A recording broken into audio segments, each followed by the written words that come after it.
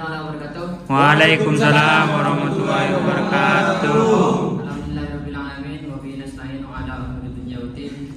Shallallahu wassalamu ala asyrofil anbiya wal mursalin sayyidina Muhammadin wa ala alihi washabbihi ajmain. Alhamdulillah pada siang hari ini kita dapat berkumpul di sini dalam rangka presentasi tugas kuliah kelompok pertama, kelompok yang anggotanya di sini ada saya atas nama Adi dan juga Abdul Warid, Hamdan Martin, dan juga di samping kiri saya ini ada saudara. Dan nah di sini kami akan mempresentasikan hasil makalah kami, yaitu pembahasannya itu tentang deadlock. Nah, untuk pemahaman lebih luasnya, lebih jelasnya, maka untuk pembahasan ini saya pasrahkan kepada penyaji yang pertama, yaitu saudara Martin. Kepadanya saya persilahkan. Terima kasih atas waktunya. Assalamualaikum warahmatullahi wabarakatuh. Waalaikumsalam warahmatullahi wabarakatuh. Langsung saja ke pembahasannya. Jadi pengertian deadlock itu adalah di mana dua program memegang kontrol terhadap sumber daya yang dibutuhkan oleh program yang lain. Tidak ada yang melanjutkan proses masing-masing sampai program yang lain memberikan sumber dayanya.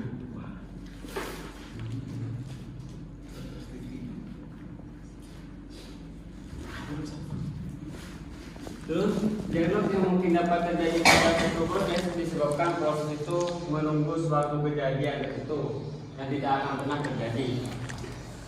Proses yang akan menunggu suatu kejadian yang hanya dapat dilakukan oleh proses lainnya dalam hubungan tersebut, yaitu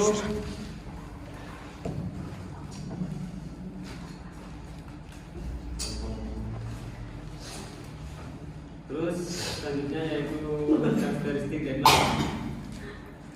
Jadi karakteristik deadlock itu yang harus dipenuhi yaitu ada 4. Yang pertama yaitu mutual exclusion, terus halt and wait.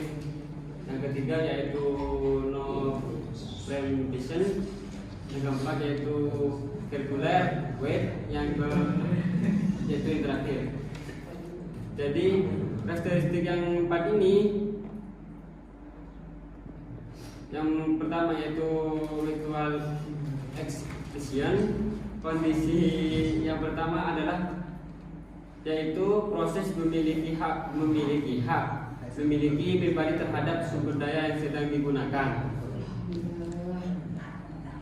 Jadi hanya ada satu proses yang menggunakan suatu sumber dayanya. Proses lain juga ingin menggunakannya harus menanggung hingga sumber daya tersebut dilepaskan oleh proses yang telah selesai.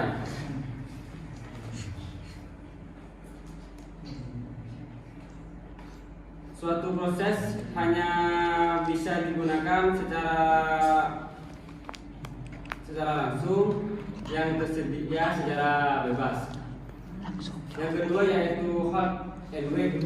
Kondisi yang kedua yaitu beberapa proses saling menunggu sambil menahan sumber daya yang dimilikinya. Suatu proses yang memiliki minimal satu buah sumber daya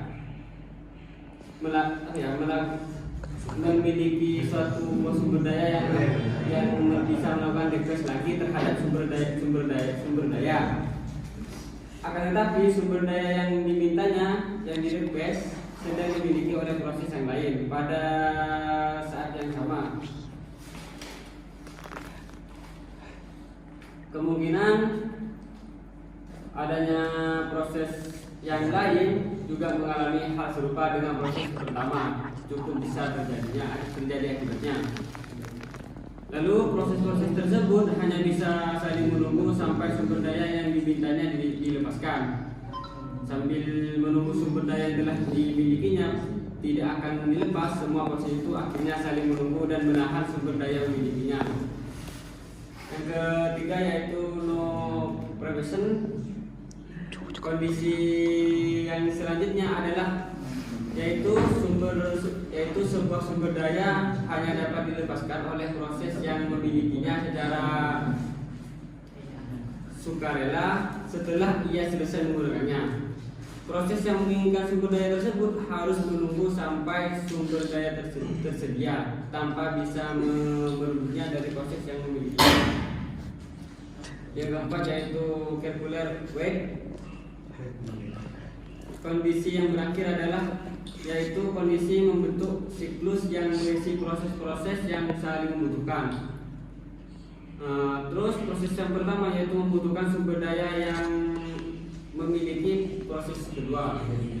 Terus lalu proses kedua membutuhkan sumber daya yang memiliki proses ketiga dan seterusnya seperti itu.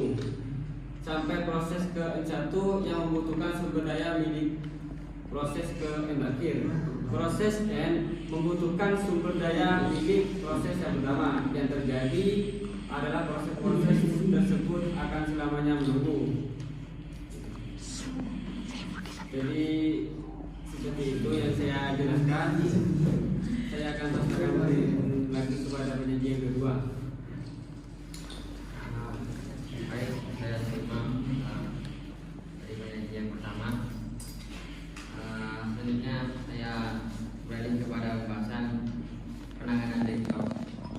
Tentunya saya rasa deadlock ini sangat membingungkan. Saya ulang kembali, deadlock itu adalah situasi di mana satu atau lebih proses tidak akan pernah selesai tanpa adanya recovery. Nah, cara penanganannya ini ada 4 cara untuk menangani keadaan deadlock. Yang pertama yaitu pengabaian, yang kedua pencegahan, yang ketiga pencegahan, yang keempat pendeteksian dan pemulihan. Yang pertama ini pengabaian. Apa sih maksudnya pengabaian ini? Maksudnya pengabaian ini adalah di sini adalah sistem pengabaian terjadinya deadlock dan pura-pura tidak tahu kalau deadlock terjadi, kalau deadlock ini sedang terjadi. Dalam penanganan dengan cara ini dikenal istilah Ostrich algoritma. Pelaksanaan algoritma ini adalah sistem tidak mendeteksi adanya deadlock dan secara otomatis mematikan proses atau program yang mengalami deadlock. Kebanyakan sistem operasi yang ada mengadaptasi cara ini untuk menangani keadaan deadlock, jadi diabaikan. Cara penanganan dengan mengabaikan deadlock banyak dipilih karena kasus deadlock tersebut jarang terjadi dan relatif rumit dan kompleks untuk diselesaikan, jadi diabaikan saja.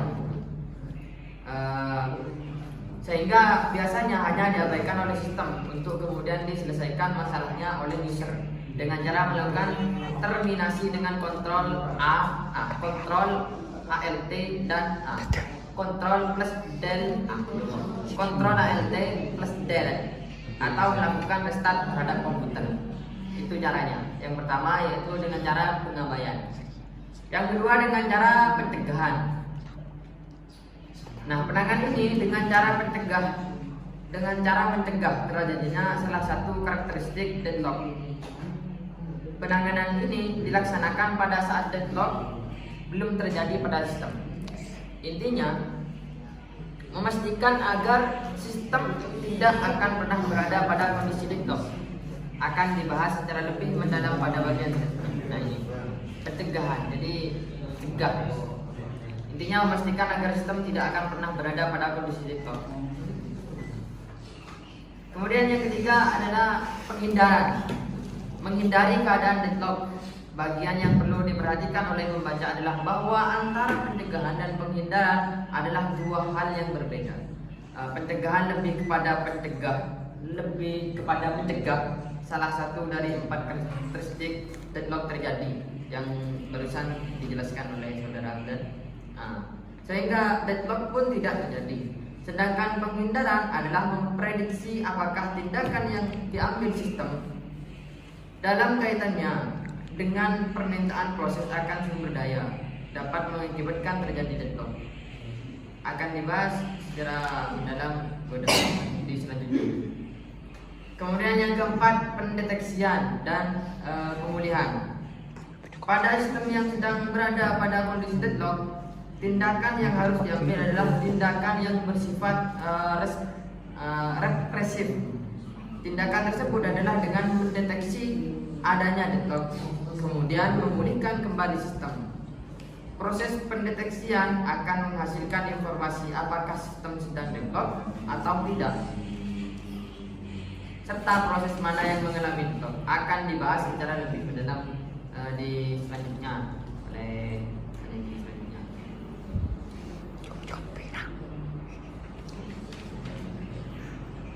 Nah, di sini yang dimaksud pencegahan di poin 2 ini ada pencegahan deadlock. Pencegahan deadlock dapat dilakukan dengan cara mencegah salah satu dari 4 karakteristik terjadi deadlock di depan yang barusan dijelaskan. Kemudian berikut ini akan dibahas satu persatu cara pencegahan di dalam pencegahan. Yang pertama, pencegahan dengan cara mutual exclusion. Kondisi mutual exclusion pada sumber daya adalah sesuatu yang wajar terjadi, yaitu pada sumber daya yang tidak dapat dibagi, non-shareable. Sedangkan pada sumber daya yang bisa dibagi tidak ada istilah mutual eksklusif. Jadi pencegahan kondisi yang pertama ini sulit karena memang sifat dasar sumber daya yang tidak dapat dibagi.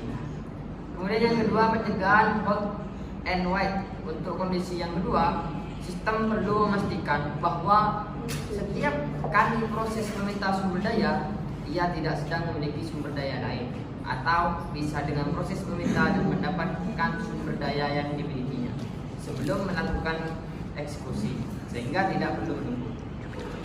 Kemudian yang ketiga, no preemption. Pencegahan kondisi ini dengan cara membolehkan terjadinya preemption. Maksudnya bila ada proses yang sedang memiliki sumber daya dan ingin mendapatkan sumber daya tambahan, namun tidak bisa langsung dialokasikan, maka akan preempted. Sumber daya yang dimiliki proses tadi akan diberikan pada proses lain yang membutuhkan dan sedang menunggu. Kemudian yang keempat, circular wide. Kondisi lingkungan ini dapat diputus dengan jalan menentukan total kebutuhan terhadap semua tipe sumber daya yang ada. Kemudian selanjutnya saya persilakan kepada penyanyi yang ketiga, yaitu saudara Abdul Warid. Saya menunjukkan. Terima kasih atas waktunya. Kita lanjutkan kepada penjelasan yang kedua tentang penghindaran deadlock. Penghindaran terhadap deadlock adalah cara penanganan yang selanjutnya. Inti dari penghindaran adalah jangan sembarangan membolehkan proses untuk memulai atau meminta lagi. Maksudnya jangan pernah memulai suatu proses apabila nantinya akan menuju ke keadaan deadlock. Kedua, jangan memberikan kesempatan pada proses untuk meminta sumber daya tambahan jika penambahan tersebut akan membawa sistem pada keadaan deadlock. Langkah lain untuk menghindarinya adalah dengan cara tiap proses memberitahu jumlah kebutuhan maksimum untuk setiap tipe sumber daya yang ada. Selanjutnya terdapat deadlock avoidance algorithm yang secara rutin memeriksa state dari sistem untuk memastikan tidak adanya kondisi circular wide serta sistem berada pada kondisi safe state. Safe state sendiri adalah suatu kondisi di mana semua proses mendapatkan sumber daya yang dimintanya dengan sumber daya yang tersedia. Apabila tidak bisa langsung, ia harus menunggu selama waktu tertentu, kemudian mendapatkan sumber daya yang diinginkan melalui eksekusi, dan terakhir melepas kembali sumber daya tersebut. Terdapat dua jenis algoritma penghindaran, yaitu resource allocation grab untuk single instances resource serta Bankers algorithm untuk multiple instance resource. Dalam Banker algorithm terdapat beberapa struktur data yang digunakan, yaitu available, jumlah sumber daya yang tersedia. Yang kedua, max, jumlah sumber daya maksimum yang diminta oleh tiap proses. Yang ketiga, allocation, jumlah sumber daya yang sedang dimiliki oleh tiap proses. Yang keempat, need, sisa sumber daya yang masih dibutuhkan oleh proses, didapat dari max allocation. Kemudian terdapat yang kelima, safety algorithm untuk menentukan apakah sistem berada pada safe state atau tidak. F. Pendeteksian deadlock. Pada dasarnya kejadian deadlock sangatlah jarang terjadi. Apabila kondisi tersebut terjadi, masing-masing sistem operasi mempunyai mekanisme penanganan yang berbeda. Ada sistem operasi yang ketika terdapat kondisi deadlock dapat langsung mendeteksinya. Namun, ada pula sistem operasi yang bahkan tidak menyadari kalau dirinya sedang mengalami deadlock. Secara lebih mendalam, pendeteksian kondisi deadlock adalah cara penanganan deadlock yang dilaksanakan apabila sistem telah berada pada kondisi deadlock. Sistem akan mendeteksi semua proses mana saja yang terlibat dalam kondisi deadlock. Setelah diketahui proses mana saja yang mengalami kondisi deadlock, maka diadakan mekanisme untuk pemulihan sistem dan menjadikan sistem berjalan kembali dengan normal. Mekanisme pendeteksian adalah dengan menggunakan detection algorithm yang akan memberitahu sistem mengenai proses mana saja yang terkena deadlock. Setelah diketahui proses mana saja yang terlibat dalam deadlock, selanjutnya adalah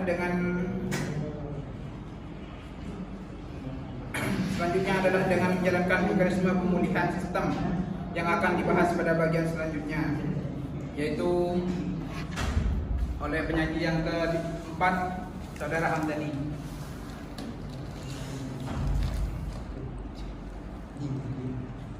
Bismillahirrahmanirrahim.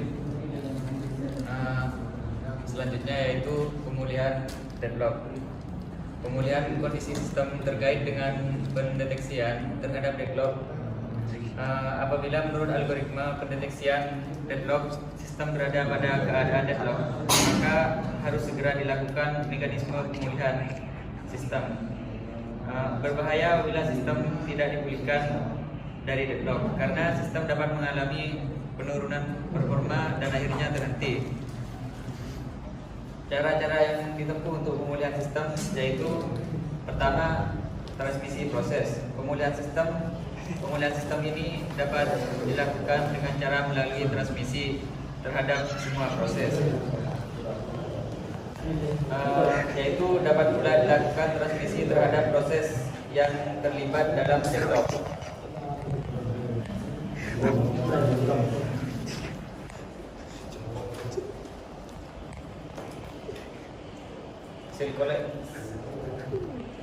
Circular wide adalah salah satu karakteristik terjadi deadlock dan merupakan kesatuan dengan tiga karakteristik yang lain. Untuk itu, dengan menghilangkan kondisi circular wide dapat memulihkan sistem dari deadlock. Faktor pertama adalah prioritas dan proses-proses yang terlibat deadlock. Faktor kedua yaitu adalah berapa lama waktu yang dibutuhkan untuk eksekusi dan waktu proses menunggu sumber daya.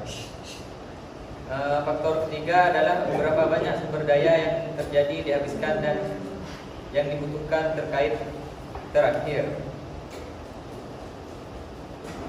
Yaitu yang kedua, rollback and restart.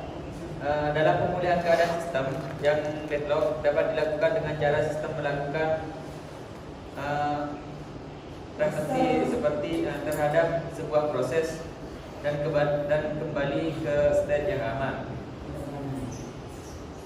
Pada keadaan safe state tersebut, proses masih berjalan dengan normal, sehingga sistem dapat memulihkan proses dari kondisi aman tersebut. Untuk menentukan pada saat apa proses yang rollback, tentukan ada faktor yang menentukan. Tentunya ada faktor yang menentukan. diusahakan untuk meminimalisasi kerugian yang ditimbulkan akibat memilih suatu proses yang menjadi korban. Harus pula dihindari keadaan di mana proses yang sama selalu menjadi korban, sehingga proses tersebut tidak akan pernah sukses menjalankan eksekusi. Untuk selanjutnya kami pasrahkan kepada penyaji. Terima kasih.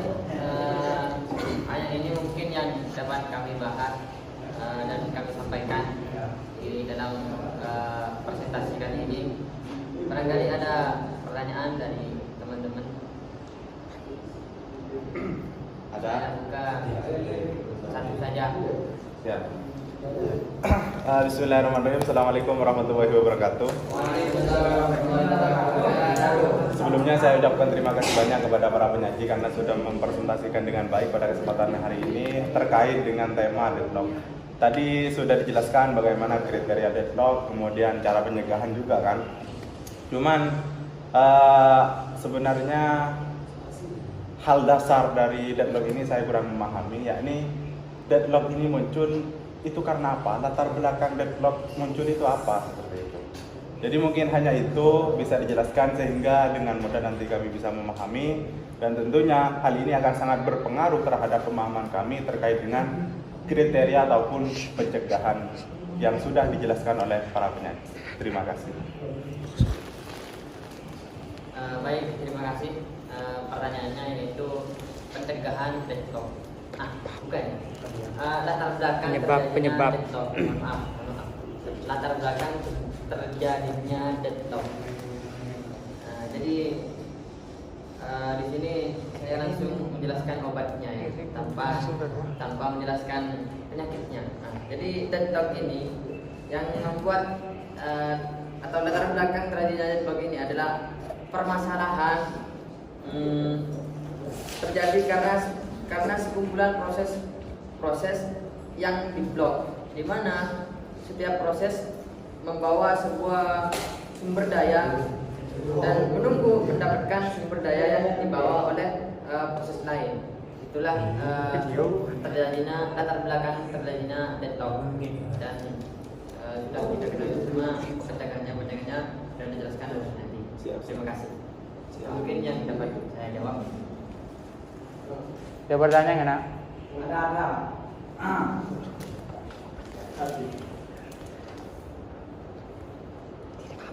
Tidak ada. Apa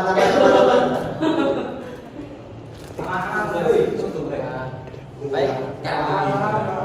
Kesimpulannya baik, kalau tidak ada yang kalau sudah dipahami dan mungkin tidak ada lagi pertanyaan, saya simpulkan. Jadi 4 kondisi penting untuk deadlock. Ada mutual exclusion, hot and white, kemudian circular white, kemudian dan tabur.